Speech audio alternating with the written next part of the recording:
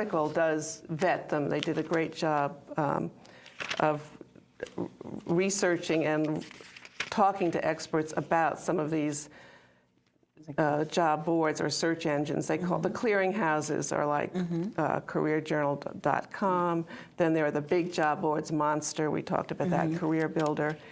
Yeah, they're in here. There's right. So this hotjobs.yahoo.com. And Craigslist is on there, but that's a simple search tool. I don't know how helpful that would really be. Let me just say one thing, because I learned this too. By the time a job has gotten to one of these job boards, it's probably too late. That's why you really need to go back to networking. Yeah. We see a lot of cases now where people are going back to school. You know, they realize they have a BA or maybe even a master's, and there's no job for them when they come out. Well, it used to be, had an MBA, you were going to start with 6 figures. You're not going to start with anything now. You have a chapter here on recession-proof careers. Yes. Should you go back to school and find one of these if you have the need or the ability? You can, but it's funny, education is one of the recession-proof careers for that very reason. People are, especially ESL teachers and community colleges, a lot of people are going back to pump up their resumes. So education itself, if you're a teacher, you're in a good place. If you're in healthcare, you're in a very good place. Yeah, healthcare pops up on the top of almost every hot job list. A lot of it has to do with Obama's plan for healthcare. Technology is also still very hot. Obama's trying to combine health and technology with the online medical records. Also, the energy and the environment are two subjects. Well, you know, we hear a lot about we're doing infrastructure. We're going to be building roads. Yes. It sounds like a nice idea, but, you know, who's going to build the roads? Who's going to build the bridges? Will we have people actually going to do that? Yes, and I'd like to give a plug for the Bureau of Labor Statistics. They have bls.gov is the website.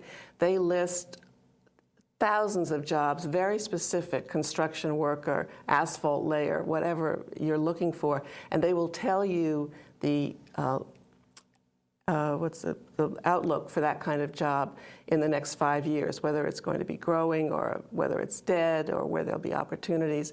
So if people, I recommend that people look that up. And you know, it seems like some of these kinds of jobs, you know, you have to be in a union, you have to get in a union. I mean, there could be some obstacles. I mean, yes. I guess they'll work those issues out. Maybe with this stimulus plan, there'll be some kind of programs where they can educate people to do jobs that are terribly necessary. You know, how many lawyers do we now need? Right. And I know we need physicians, and I think that's underserved. But it's, again, you have to go to school a very long time. It's very expensive. Money is drying up for student loans. So, you know, sometimes it looks like we're a little bit in a circular pattern. Yeah. Registered nurses are always top on the list, too. And again, that is a job that requires education. But some of these other jobs are just on-the-job training, and this Bureau of Labor Statistics website will tell you how many years you need to be trained. Mm-hmm. That's great. Yeah. I mean, it's funny. You really need something like this, almost like your little resource guide. Yeah. You know, if you look through this article, it really does, you know, lay it out really neatly, easy to read, and it tells you what's really going on. I think that's a very special way to look at something, rather than make yourself go through reams and reams of paper where you say, "Oh my God, what do I do now?" Can I just say one thing? Sure. I just noticed that one expert referred to the little pockets of necessity or little islands of necessity, death and taxes. Accountants are doing well, and funeral directors. Okay, a little education necessary in those. Pets are part of the family. Veterinarians and veterinarian tech assistants are also very, very hot. Well, that's very, very interesting. And of course, we are an aging generation. Yes. All the baby boomers, like us, are now getting ready for whatever we're in line for as we get older. And yet we're staying younger. I mean, I see a lot of people, you know, becoming gym instructors and things like that because people want to stay healthy longer. Yes. On my way here, I was listening to PBS, and there was an author named Sarah Lawrence She's a professor of education at Harvard, and she's written a book called Third Chapter, Passion, Risk, and Adventure, the 25 years after age 50. Great. I think it's a great title, and it ties in with this, because for so many people, you know, they might have worked in a job for 25, 30 years, and then all of a sudden they have to change.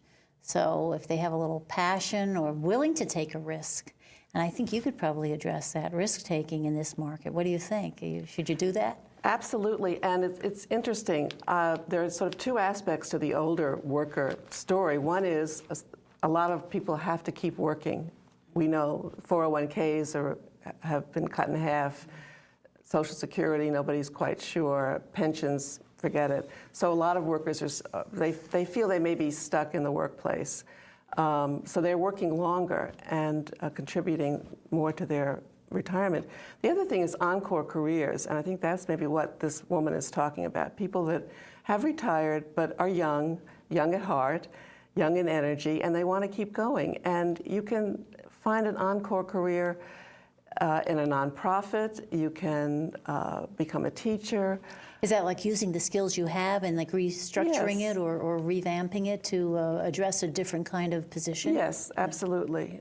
Yes. So we're really looking at things from much more of an opportunity rather than being frightened by the market or by looking at what's going on around us. I mean, it could be very scary. If you read the news every day, you know, a lot of people aren't even looking at their bank statements. They're so afraid of it.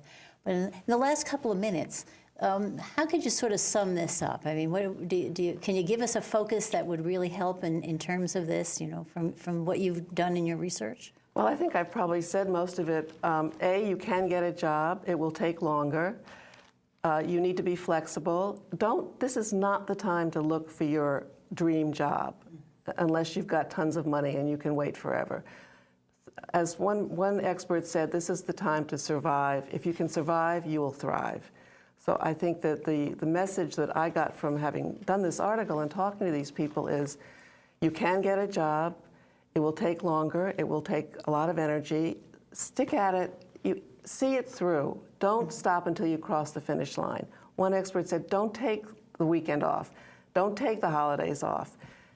If you've been called back for that third interview, don't stop until you have signed the papers, because as we all know, they could give the job to somebody else. And can you do things about your own, like, physical person? I mean, is there a way to stand out, say, if you went to an interview and you wanted to be the one after 20 other people that they're going to notice? Well, for one woman said, dress like it's 2009. if you're you know, a baby boomer or whatever, don't dress like it's the 60s. I see. And do keep up your physical health. That is really important. Go to the gym, take a walk, exercise, eat well, sleep well. That's important too. This is not the time to let yourself go to pot. That's good advice for any kind of season, but particularly now. And then we're in the winter. We don't want to get the flu or any of those things. But I think you really put a very nice spin on this, Cathie, and I really appreciate that you were here to talk about it. And I hope you can. It has a second part coming up the second in the next part will issue, be in April. Mm-hmm. And then you're on to other articles, and hopefully we'll know about those, and we can talk about those in the future.